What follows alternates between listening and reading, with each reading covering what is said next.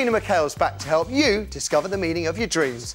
Any particular dreams you'd like to hear from people? Well, I just think we're going to have some good dreams because we've had summer, so it gives people, if they have time to catch on their sleep, because mostly we're woken by the alarm clock, we have to jump out of bed, we don't remember our dreams, so we get more chance to remember dreams when we have rest. OK, that makes sense. And we get new experiences, so that gives us more dreams. So recurring dreams, nightmare dreams, animals turning up, strange relationships, celebrity dreams, sexual dreams, anything I'll take calls on, children's nightmares, things of that nature. So, but get some good ones, I reckon. Quickly got to ask you about this, Davina. Story I saw in the Daily Mail about a guy who dreamt he'd robbed a supermarket, woke up, my word, he found out he had robbed a supermarket. It's fantastic, isn't it? Got off with a suspended sentence. Best excuse ever. I hope that doesn't get passed into law. I think there's two things about this.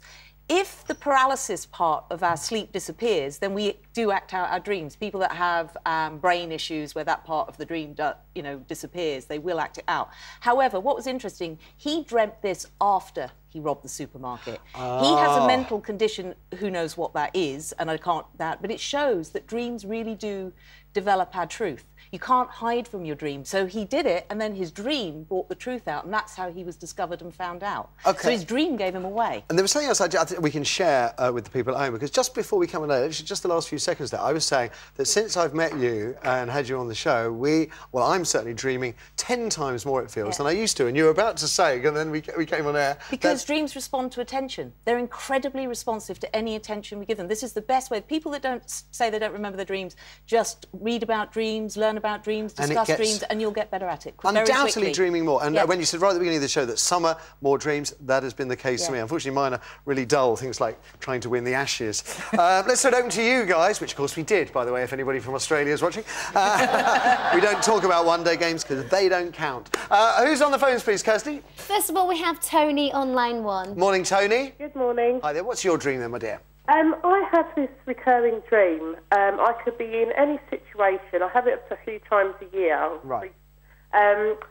If at any point I have to get into a lift and I press the button to go down, I rise to the top of the lift, I start floating. Like Willy Wonka? I have no idea what it means. OK. So, Tony, the lift is lifting you up in life, but you're trying to go down. So there's something in your past that you don't want to look at, that you're avoiding, because a lift going down is going down into the past in your life. Every time your recurring mind tries to take you into that memory, you're avoiding it. So there is something in your past that you're avoiding.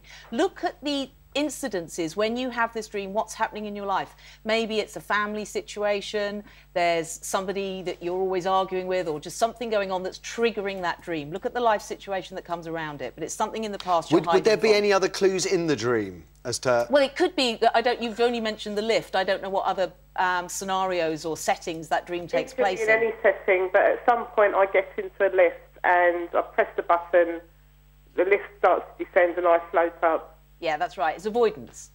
Okay. There we go. Something to think about there, Tony. Thank you. Let's have another, please, Kirsty. Janice is on line 2. Morning, Janice. Good morning to you. And I'm told that your dream also features buildings. So what's yours? It's really weird. I dream often and very vividly about homework or leisure situations. They're always slightly distorted, as dreams often are, but there are never any roofs or ceilings to the buildings I'm in. They're open to the elements, which seems quite normal in the context of the dream. But when I wake up, I think, well, that's a bit odd. And it's been going on for years. OK. Davina? Janice, I think that's quite lovely on one sense, but what it does suggest to me is that maybe you're a little bit ungrounded in your life and can be a little bit all over the place emotionally at times. Buildings in dreams are normally to do with our psyche. They can be to do with our physical body. But in terms of our kind of temple is the body analogy, the roof suggests your spiritual awakening, your access to higher forces, whatever you believe in on that nature. So no roof on the building does mean that you're very open to spirits, and you say you dream a lot of that nature, but what you're not doing is being fully grounded on the ground, and maybe practical application needs to be something you need to look at when you're having that kind of dream. So there are messages coming through Janice's dreams that... Absolutely. That just disappear out of the top of the building. Yeah, she's more involved in that sort of spiritual life, or that kind of way with the fairies, daydreaming, enjoying your dream life. That's not a bad thing, but you also need to live in the real world, pay the bills, get practical and all the rest of it. So just be aware of not being too ungrounded. There you go. You've been told, Janice. Thank you very much for picking up the phone. We'll have another one, please, Kirsty. On line 3, we have Melissa. Morning, Melissa. Good morning. Hi there. What's your dream about then?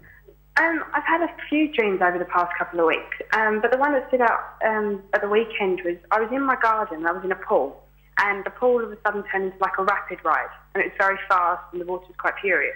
And then in my next door neighbour's garden I just saw these massive apple trees, but the apples were really big on them. And then there was these 3 wild horses that were in their garden which came into ours, and it was kind of like you needed to calm them down. But it was just, it's just very complicated, and I couldn't understand what was going on. OK, but I bet Davina can with some of those things. I think trees with apples ideas. on them. I do have some ideas for you, Melissa. Okay. I'm just wondering what your love life's like at the moment and where you are in terms of your emotional development. A swimming pool that feels very safe and then is going into rapids feels like emotional overload. You're on an emotional roller coaster. Apples are very traditionally linked to love and sexuality, and so are horses. They're about your feminine power. 3 is a number of the female, so it's about your sexuality, your love and your emotional life on some ways. That's all got a bit out of control. OK, that's true. Pretty rubbish at the moment. I can't get over that's fantastic. That 3 is also a woman's number as well. Yeah, very much the archetype of the female. I think you're fantastic. Bless you for the call, Melissa.